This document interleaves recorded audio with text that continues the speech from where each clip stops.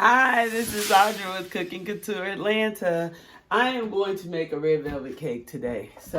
I'm going to tell you everything you need to do and make it happen really fast. I do a lot of different red velvet recipes. This is one I like. I did this when I went on MasterChef. I did cupcakes with this recipe. Get you some measuring cups, get you some measuring spoons. I have several different ones. You always want to put your wet in the larger bowl and your dry mix in the smaller bowl because you're going to slowly add the dry mix to the wet mix.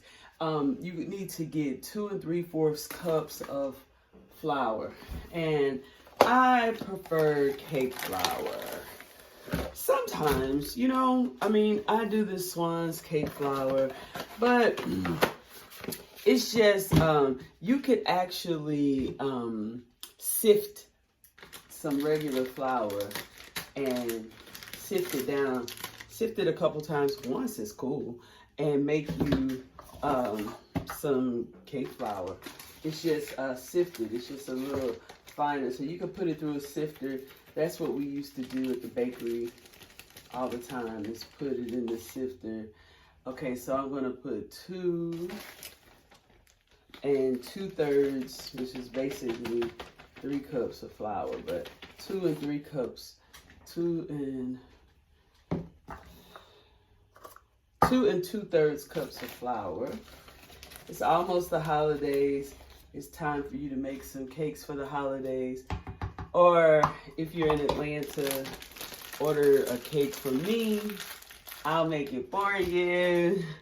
My butter's been sitting out and it's softened, and my eggs are at room temperature, and my buttermilk is at room temperature as well. I just want to pour this because I took this out of the refrigerator later than I wanted to. Everything else was out, and I was like, I'm missing something, and it was the buttermilk. So I'm pouring it in there. It's ready. That's a liquid measuring cup, and it's ready to go, but I want to get it, I want to make sure it's room temperature, so I'm getting it out of the cold. So this is, I'm putting in 2 tablespoons of cocoa. 2 tablespoons of cocoa. And of course I use Hershey's cocoa, but I guess you could use off-brand cocoa. It wouldn't matter. Okay, so then I want 1 teaspoon of baking soda, and then I want a teaspoon of salt. But so my baking soda, I'm going to put here to the side because I'm going to add the vinegar to that. It makes it activate.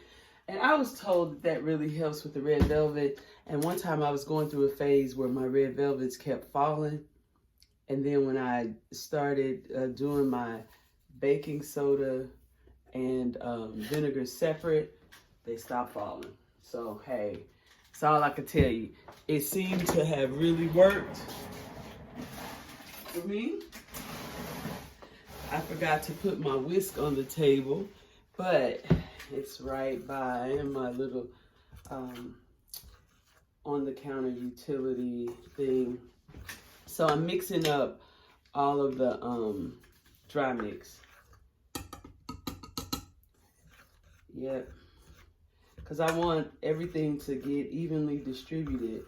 So I want to make sure it's all mixed in. Yes.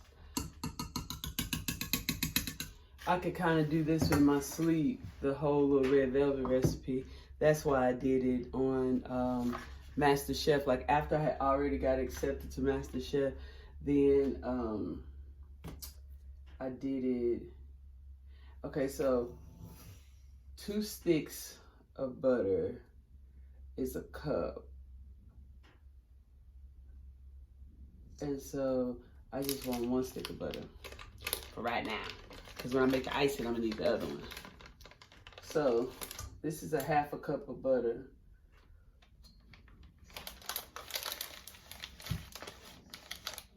sure I get it all. Okay, so I put my 1/2 cup of butter in here, and then 1½ cups of sugar. I'm creaming my butter and sugar.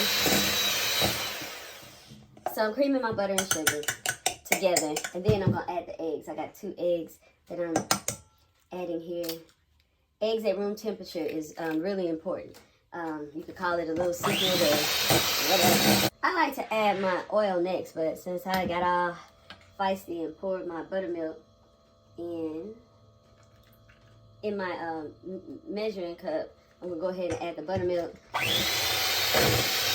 Then I'm adding a cup of vegetable oil, and hopefully it'll get the rest of the buttermilk out of there, but not to my liking. So I have a rubber spatula that I take, and I didn't have that at the table, but it's right here close by in my handy dandy utility bowl cup on the shelf on my counter. I have all my stuff I use all the time. I think I'm gonna do a video about all the stuff you should have handy dandy. So 2 teaspoons of vanilla. I am doing a tablespoon, and it runneth over a little. I'm gonna tell you what else I like to put in addition to vanilla. I like to put a little rum extract or a little almond extract in my I'd like to do a little real vanilla bean too. I want to give it a real rich flavor. I want it to taste good. But that almond, I like the way the almond extract mixes. And the rum, it just kind of gives that red velvet a different flavor. And, you know, rum makes it feel like the holidays. So I'm going to take a teaspoon of vinegar. Where's my teaspoon? A teaspoon of white vinegar. And I'm gonna add it to my baking soda. You see that fizz up like that? It's like all active and good to go. It's ready to show out. I have my little knife out. I'm giving me a little vanilla bean out of here. It's kind of perforated. Looks like it anyway, like it's perforated just for me.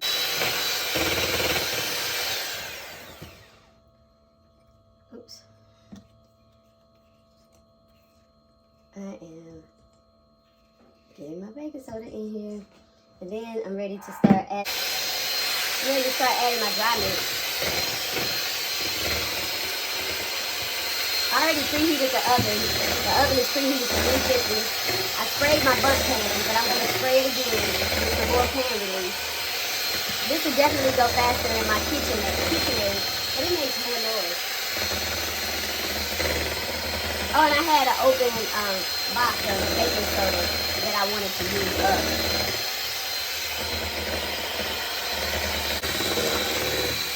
And so I'm going to make a homemade cream cheese icing.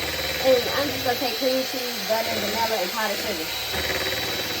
And I don't have to add butter to it, but I just want mine to be all rich. Because I just do a butter cream. I just call it a butter cream cheese. Once I mix it all up good, then we got to add all of the red food color. And adding the red food color until it's a consistent red, and then pour it in the pound cake pan and bake it. Okay, I'm going to add red food color, and this is a little bottle, but I'm pretty much adding that whole bottle. It just depends on how red you like your cake. This is too pink for me. I really like mine really red. So it's looking pretty consistent. I just gotta double check.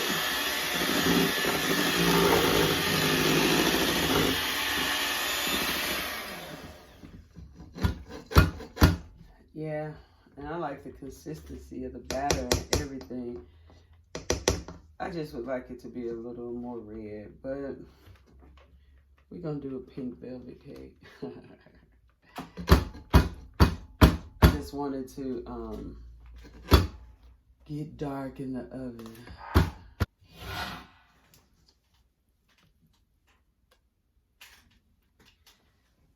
Pour it in. Oh my goodness. I hate when I get it all over the middle. I don't like it. That might be why it always happens to me. Well, it happens to me more than it should. I can't give what I don't like energy and expect it not to happen. Look at this. The batter looks good.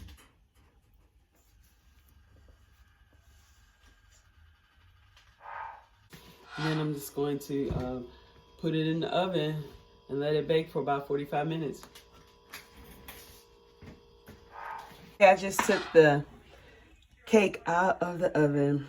When I put the toothpick in it, it had just a little bit of red on it. To be quite honest, I would have liked for it to have a little more red on it. I would have liked to taken it out a little earlier and let this finish cooking itself. I can still feel the heat around this pan, the stainless steel pan. It would have continued cooking a little more, but it's looking really pretty, and it has the house smelling all fragrant and aromatic. Smells good.